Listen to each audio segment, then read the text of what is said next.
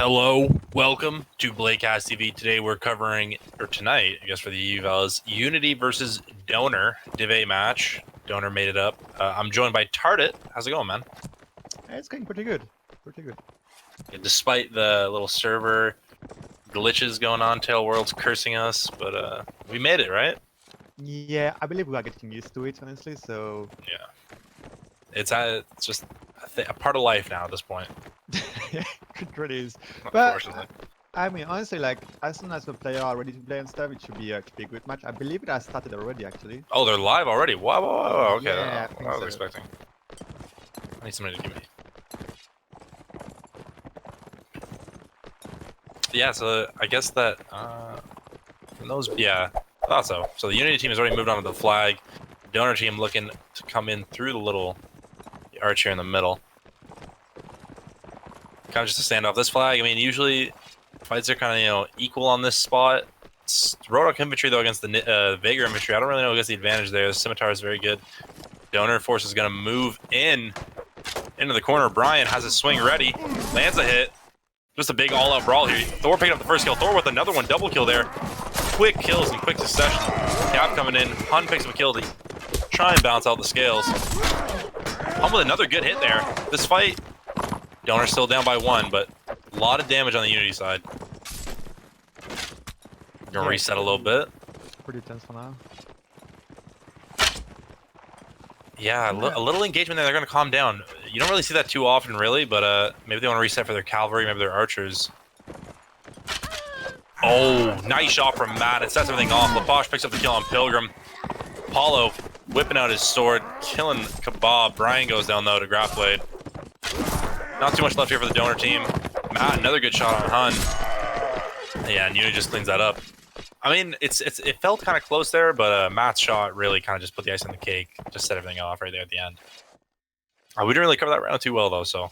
Yeah, I mean, I do like the idea of just, like, they were only in one mountain, so it was still not all lost. So the idea to reset and just wait for, like, for the cav and try to do that push a bit better and more coordinated was a good idea. Didn't change much in the end, but I mean, we didn't really have the time to talk through the teams and stuff, and it must be said that for people really too unaware with the situation, Unity is the favorite coming into that match. They are the EV favorites. They have been one of the best teams in that tournament so far. Donor is coming from Division B. They've been playing amazing so far, but I mean, it's really like it's one of the most difficult matchups they could have had, and they're gonna need to play really on their A game, all of them, to be able to make that matchup close. Yeah, it's gonna be tough to play in your A game, especially with the frustration they probably just felt trying to just connect with the server. But Cloud's gonna spawn on them again. This is probably one of the most favorable positions on this map. What do you think really Donor should do here? Should they just hold? Well, they have Ness in next to the wing, so that's the best position you can have. The other archer is getting engaged too, so he cannot shoot. No crossfire. Oh, Cab, Circun's gonna go down. A bit of aggressive movement there towards the spawning. It's taken out by the two Donor Cab and the archer, and that, that's a big advantage. Having one Cab down. But now Al's gonna come right in.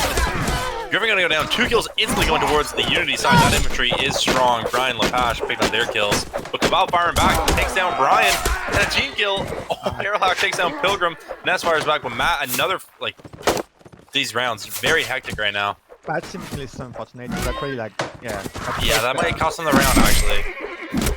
Still close, though. Fairfield picks up the kill.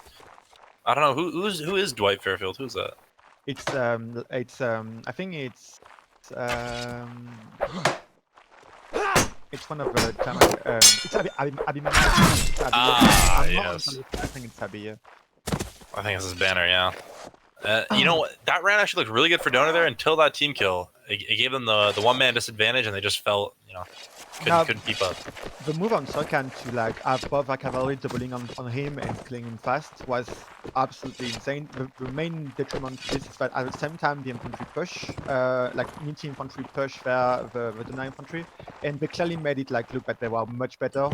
And like a Donor infantry couldn't really hold. Like they lost 2 people extremely early, and that kind of like that balanced the fact that Unity lost a cav early on. So.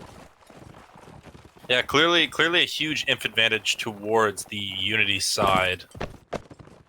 We got Thor Lepash up there, 3 and 5 kills. That's 8. They've pretty much won a whole round themselves. Fly's gonna spawn here over in the graveyard. This is probably the hardest, absolute hardest spot to push on this map. At least from experience. No, it's really hard. And Unity are making the decision to contest Ali. They don't want to fight in graveyard actually. They feel like I think they are really confident in their ability to just crush Donor whenever they want to fight him. So see, I think it's a good idea though, because it plays better into the infantry strength, where the Cav have tough time going through the alley. Archers can just make those like slick shots, and Matt's really he's on fire right now. So yeah, Lapage already has like 5 kills, and you can see it reflecting in his gear. Like he has the best Rodok armor, which is gonna make him really tanky in that fight. And it's really hard to get that armor. The fact that he had... Oh, wow. Sirkin coming in with the Morning Star. Clobbers Kebab. Leaves him for dead. Sirkin wow. Doing what he does best. Best risky move are like part of his signature move. And like sometimes it's a bit risky, but at that time it was just made out of perfect timing. Kebab was absolutely nowhere. And yeah, don't already a man down. Not the best of a situation right now. Sirkin coming in again. Misses. Just barely, though. Hunt comes over the couch, gets Brian. That's a nice skill to pick up, but Thor firing great back gets Pilgrim. Still down 1 for the Donor side. The Cav putting in work. That's nice shot, but Matt fires right back and picks up the kill on Arrowhack. Lepash firing, getting Graph Blade. Sirkin goes down. He went into that little infantry mess as Cav, got taken out. Thor gets bumped. Griffin, 2 kills. And this round is close. 4-4 each side, but that armor on Lepash could be the huge difference maker. He is not going to be easy to kill at all. Yeah, everyone is fighting a bit on their own right now. Atlas gets Hun after the dismount, but Ryder picks up the kill on Lepash. That big armor is dead. They need to kill him. Mana caught up in the corner. Griffin's going to 1v1 him. They're splitting up in these 1v1s. Matt, nice shot on Ness. Oh, Alex going to switch off onto Griffin. Cut him wide open. Matt's going to start firing. 1 versus 3. Can Ryder do this? Nice. Oh, it gets cut. That's it, yeah. Honestly, it was a nice item from Donor. Like clearly they are showing why they have been one of the top division P team. Like even if they get 1 kill, they can quickly bring 1 back. And against a team such as Unity, which is filled with like experience and very skilled player, it's not like an easy thing to do. So props to them. They are making this close. The main problem is that they are making this close, but it's already 3-0 to Unity. And like you are now going to Rodok. I don't know which side is the strongest on this map. I would say Vaigir is always more the faction you want to have on any map, even against Rodok. But I'm not sure. Which faction would you favor on that map? I actually like the Rodok spawn more with when you just spawn with the church, the graveyard. And then the thing about Rodok's I like on this map too is their infantry is just strong, and there's a lot of infantry spots. And I almost like the crossbows more on this map as well. Like we saw Matt getting a lot of kills because with the crossbow, right, you can just load up your bolt and just peek around the corner, which is like there's tons of spots on this map to do. So I actually like the Rodok side more, but not for Donor because Donor's Cav was putting in huge work on the Vaegir side, and as we all know, that Rodok Cav is the absolute worst. You just never want to play it. Yeah, no. Thing is like like when you can make a good use of the Morningstar, then like as we've seen from Sirkin, it can be very effective. But in Cav duels against the Vaegir Cavs, usually like the Vaegir Cav are gonna be stronger. So I don't know. I feel like I'm not gonna count Donor hard too soon because we can still bring it back and make it like that map looks close. But it's a perfect start for Unity. That's the start they wanted. And like as the best team, when everything is going well for you, then you cannot feel like super powerful. And I don't know. You could quickly that match snowball. We kind of expected a one-sided win for Unity. Like if we have to be honest, they are the strongest team. They are just much better. But I don't know. I feel like Donor still has some stronger capabilities that they can make work. It's up to them actually to make it work in I think we when we covered the Donor versus Dane match, we saw something kind of similar that the Donor imp is relatively lacking. I think the Dane imp was beating them in that, but it's their Cav that'll make the difference. So we're gonna have to look at the Cav again. Yeah. Spawn out. Unity going straight across the bridge. Oh, Sirkin and Whitehorse, did you see that? I managed to catch that off. That's Sirkin. That's Sirkin in a nutshell, really. Oh. And yeah, so the Whitehorse, I mean, in my opinion, pretty bad choice. I don't really like it on this map.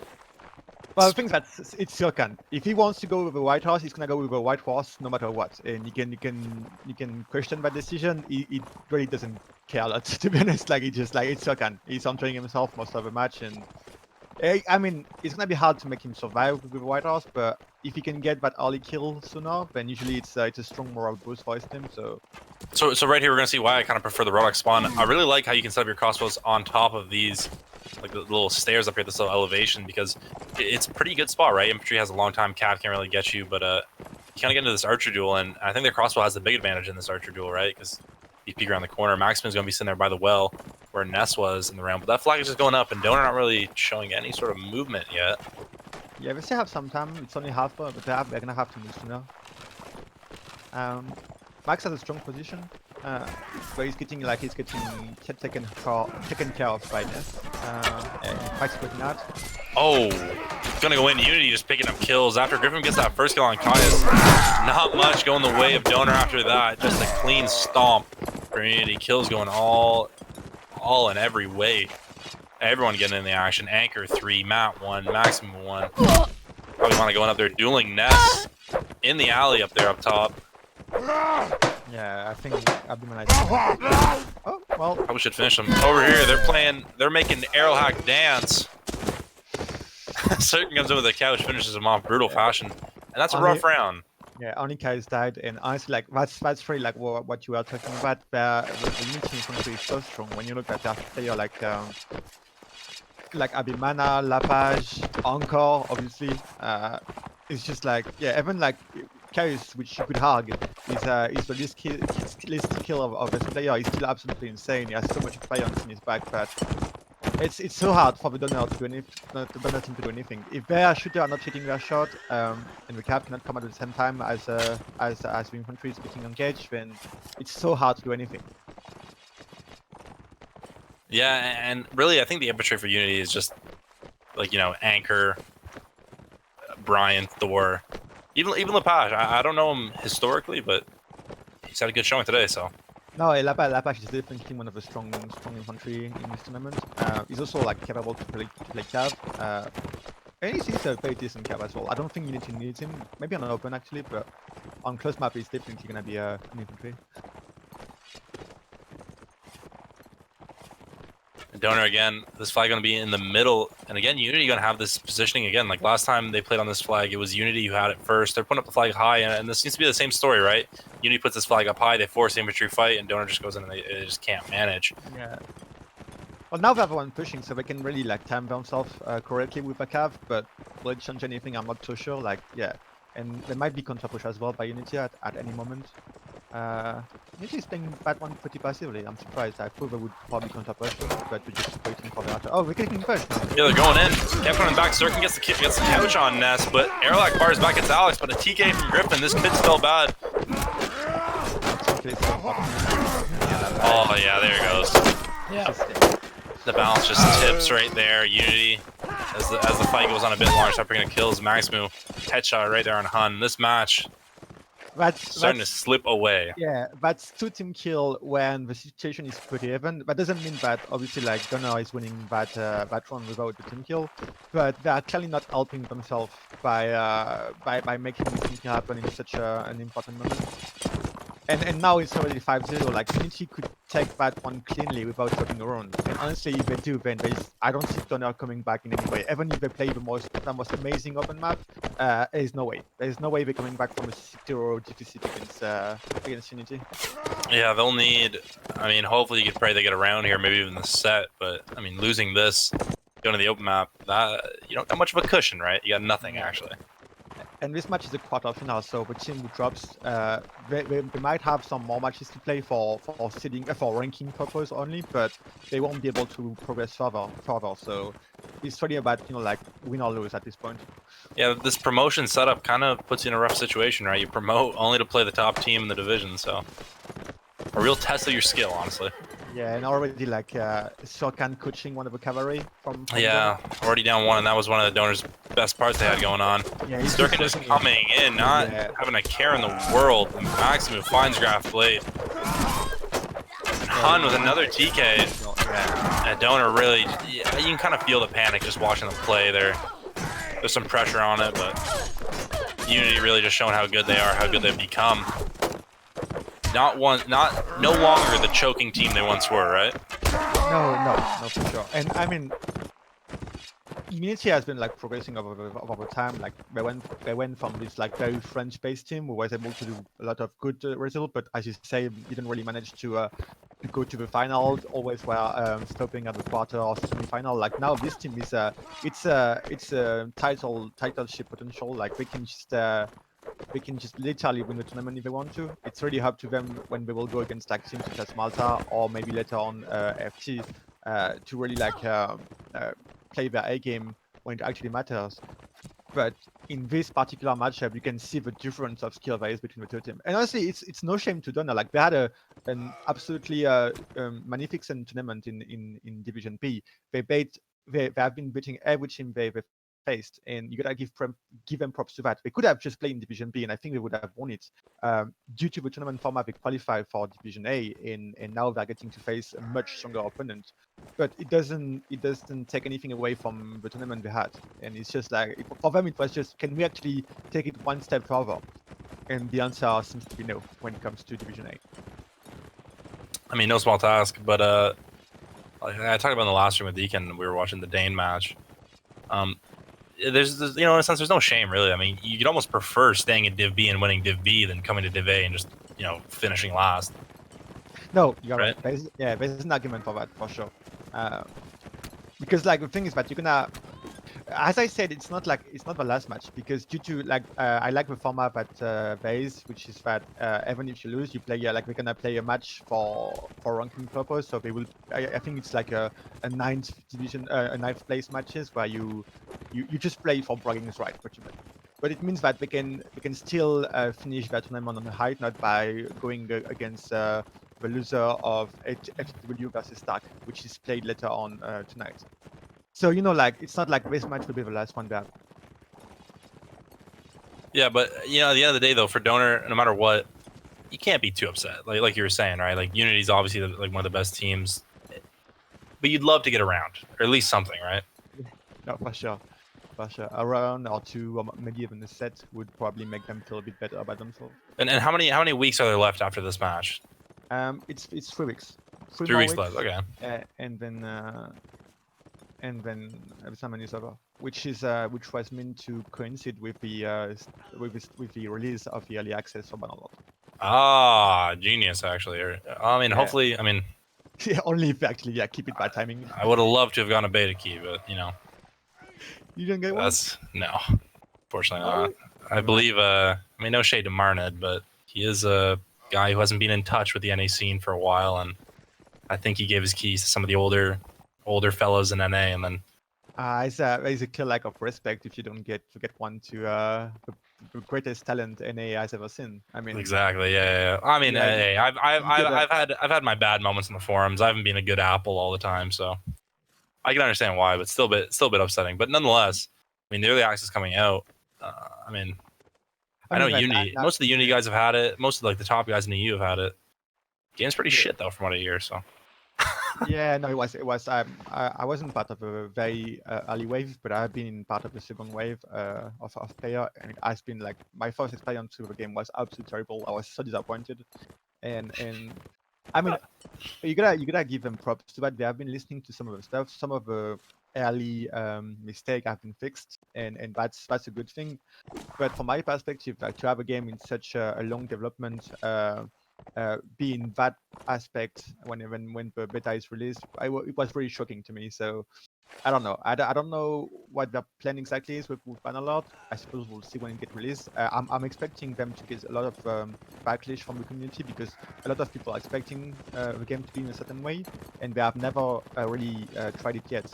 So I don't know. I'm not filled with confidence about that early access. I think people will be a bit disappointed. But at the end of the day, it's up to people to make their opinion about the game. So I'm not gonna talk for themselves. Everyone will have an occasion to test it, and yeah, and just we'll see. Perfect timing. That leads us right into the relive. So we're gonna see if Donor can hang on, get around here, stay alive. It'd be crazy, but what if they tie it here? That'd be nuts, actually. So we'll see what happens. Doubtful, but we'd love to see it.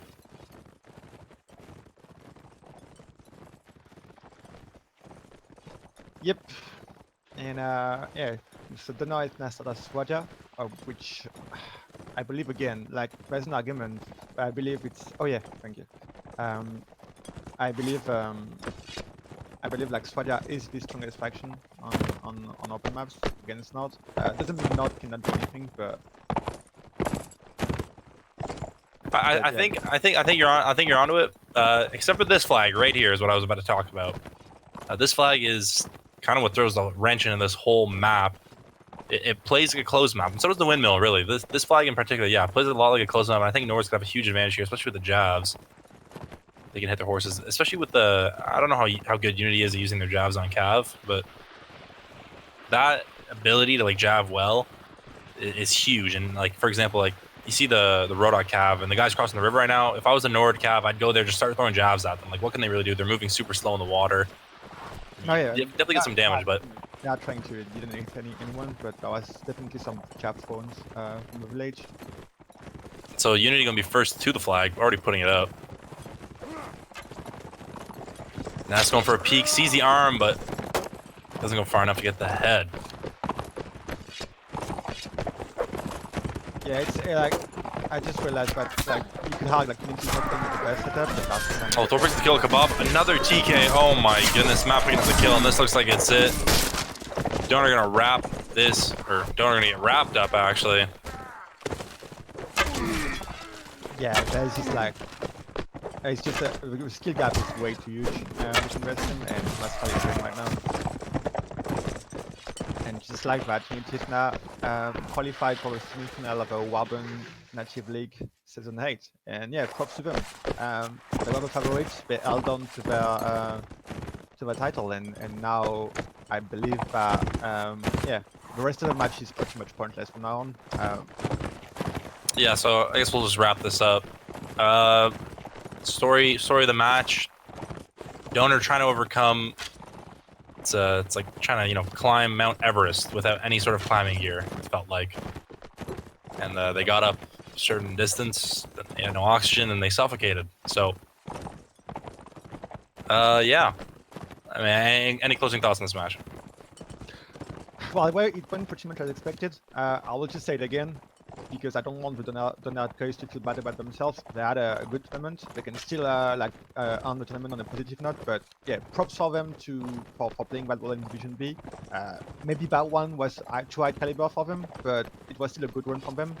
And I hope we will see the Unity guys soon, because we're gonna have an important match coming up next week. So maybe we'll cover them. Maybe not. We'll see. Yeah, hopefully, if coronavirus doesn't spread to us. Stay safe, gamers. I mean, we're taking a huge risk here by hosting this match with the coronavirus, but we'll do anything for the viewers. Yeah, we are covering doing the content. That's what we do. That's what the Bladecast team live for. So Yeah. Okay. Well, you know what? It was a fun stream while it lasted, despite the lackluster match. It's been a good time. Any last words now, Tardit? Anybody want to say hi to or bye to? Just thanks to anyone who actually showed up to watch the match, and yeah, just make sure to tune in. Like, we'll definitely cover our match next week, so it should be a close one. I promise you, next one is a close one. Yes, hopefully. Okay, well, guys, you know what? Thanks for coming. Anybody who came, fun while it lasted, but we'll be signing off. Good night from Bladecast TV.